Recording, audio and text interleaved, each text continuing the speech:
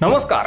मुख्यमंत्री माझी लाडकी बहीण योजना गेले 2 ते 3 महिने महाराष्ट्रातील राजकारणात सातत्याने चर्चेचा असलेला विषय। लाडकी बहीण योजनेनं अनेक महिलांना आपल्या हक्काचे पैसे दिले।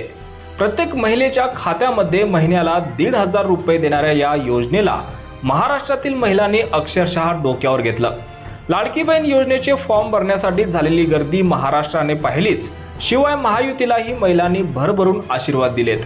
हीच बाब विरोधकांच्या डोळ्यात खुपत असल्याचं अगदी पहिल्या दिवशीपासून निदर्शनास आलं।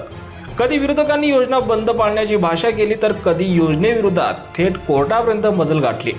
राज्यभरात लाडकी बहीण योजनेचे पैसे गरीब कष्टकरी महिलांना मिळत आहेत, पण महिला विरोधी असलेल्या महाविकास आघाडीला मात्र हे काही पचनी पडलेले दिसत नाहीत। योजनेसाठी सरकार देत असलेल्या निधीवरून महाविकास आघाडीने चांगलाच हल्लाबोल केलाय।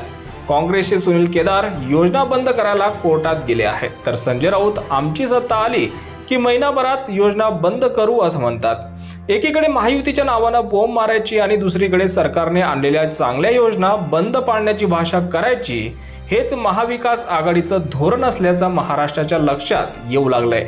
याचा परिणाम महाविकास आघाडीला आगामी विधानसभा निवडणुकीमध्ये भोगावा लागेल। महाविकास आघाडीच्या या भूमिकेची जनता नक्कीच दखल घेईल।